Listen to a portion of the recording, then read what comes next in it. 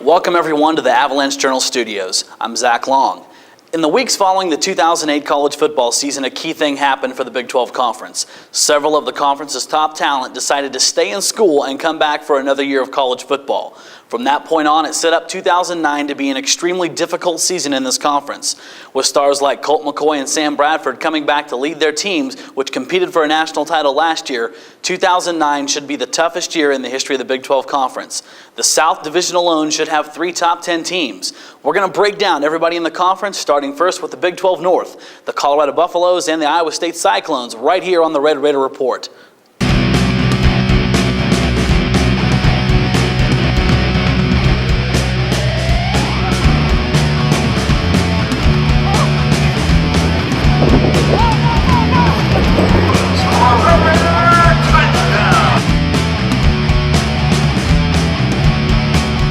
When Dan Hawkins was hired as the head coach of the Colorado Buffaloes, expectations grew in Boulder.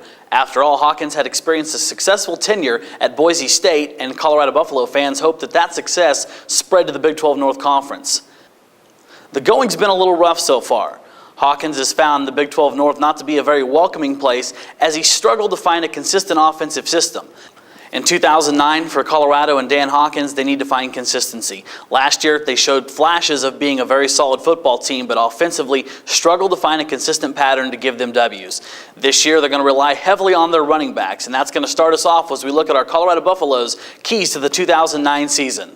First up, the key player, Rodney Stewart. The sophomore running back looked outstanding last year before he broke his leg against Texas A&M. 622 yards. Really, he overshadowed the all-everything incoming freshman Darrell Scott. And this year, those two are going to be relied on heavily to take pressure off the 2-quarterback system that Colorado is looking to put in this season. Because of that, Dan Hawkins will probably build around this unit, which puts the emphasis back on Rodney Stewart and Darrell Scott at the running back slot. Colorado is going to slow down this season and move away from the no-huddle a little bit more, which last year at times caused confusion and led to some of those inconsistency problems. Cody Hawkins and Tyler Hansen are likely going to start the season neck and neck. Hawkins should get the nod early, but any faltering whatsoever, and Hansen will get his chance. Hawkins is going to try the 2-quarterback system with his son Cody and Hansen, but like I said, it's going to go back to the running backs. Darrell Scott, Rodney Stewart are going to have a big season, take some pressure off, and let those quarterbacks develop into this new system. Defensively for Colorado, the defensive back should be the strength of this group, which is a good thing considering they're in the Big 12 Conference. Chappelle Brown and Jimmy Smith at the cornerback slots give Colorado some experience and some depth right there, and should give them a little leeway once they get in against these pass-happy teams. Defense should be good enough to allow the young offense a few weeks of prep time before the West Virginia game, and we'll really see how Colorado is done. They have to go to West Virginia. That'll be an extremely tough game for them. Newcomers to watch for Colorado, wide receiver Andre Simmons. He's a JC transfer from Independence Community College in Kansas. Big receiver, 6'3", 210 pounds. He could be the talent and the target that Hawkins and Hansen need to give the offense a little bit more boost and a big play threat. Let's look at the schedule for Colorado. They start the year with their normal game against Colorado State. Those are on campus sites now, so that game will actually be in Boulder. They get Miami of Ohio and Wyoming, 2 games which they're capable of winning. Then the schedule starts to get tough. You're going to find out how good Colorado is from that point on. At West Virginia, a team that they beat last year in Boulder. West Virginia will be out right there, and they will remember that. And then at Texas, and then Kansas at home. That is a very brutal 3-game stretch, and I think that's the key to their entire season. How they respond and how they react to those 3 games will set the tone for the rest of the year. Ultimately, for Colorado, here's the key point. Very young. As of right now, only 13 scholarship seniors on this roster. They're going to have to rely heavily on some youth to come forward and step up. And what's going to be a tougher Big 12 North division than I think a lot of people think. We're going to look in depth later this week at the predictions of the Big 12 Conference, and I'll break down Colorado's schedule and what I think they're going to do in 2009. During the offseason in Ames, things got a little bit feisty. Their head coach, Gene Chizik, who they brought in from Texas to resurrect that program and get back the consistency they had in the 90s, left. 2-win seasons were apparently impressive enough for Auburn Athletic Director Jay Jacobs to hire Chizik away back to the plains of Auburn.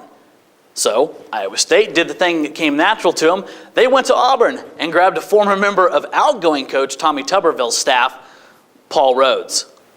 Rhodes has experience at Iowa State, and what they expect with this hire is someone who takes pride in the program and will be there for a while to get some consistency back with the Cyclones. We'll start first with the key player for the Cyclones, and I think it's Austin Arnaud. The junior quarterback showed flashes last year of being very good. He's a mobile quarterback, and he could shine in a new system, and everything's going to key off of him. The reason for that new system, the offensive key. Tom Herman comes from Rice. He brings with him a spread attack that was very successful there last year. They won 10 games. They also, however, had an outstanding quarterback and an outstanding receiver. Iowa State, I don't necessarily know if they have the talent to pull this offense off in the first year, but Arnaud is where it starts at. The key will be having wide receivers to pull off a very mobile, a very pass-happy attack. Iowa State, not very deep there. Darius Darts will be looked at heavily. He had a good season last year, and he's going to be expected to lead this group. But ultimately, I think everything's going to hinge on the wide receivers. Herman's offense is reliant on the pass, and his implementation of it this year is going to rely heavily on whether they can find a number 2, 3, and even 4 receiver to provide support for Darks and Arnaud. Defensively for the Cyclones, the defensive line, probably the key point. 3 senior starters, they have to get pressure in the backfield. This is a unit that got absolutely decimated by the pass last season. 276 yards per game. The secondary was no help in that, but up front they got no pressure. They think the 3 seniors will be a little bit of a boost there and give them the opportunity to get pressure in the backfield and let the secondary have some time to develop. With that help, a little support behind the line, Matt Tafu, a linebacker, a junior college All-American, should provide immediate help at the linebacker spot. He is my newcomer to look for. If there is good news for Iowa State, it's a strong home schedule early. If you look at it, North Dakota State, Iowa, and Kent State games, Iowa might be a little bit much of an expectation right now, but North Dakota State, Kent State, and even Army, if Iowa State plays well, could be 3 wins early in that season. Unfortunately, from that point, the Big 12 conference schedule starts, and like I said, the conference is brutal this year, and I think Iowa State might be the bottom of the rung. Nothing against them personally, I just think Herman's system is going to need a few years of recruiting to get the talent in that he needs. Later this week, we're going to take a look at their schedule. I'll show you my predictions for Iowa State and where I think they're going to end up at. Well, that's going to wrap it up right now for our first 2 teams, the Iowa State Cyclones and the Colorado Buffaloes. Come right back, we're going to take a look at the Kansas Jayhawks and the Kansas State Wildcats. This is the Red Raider Report.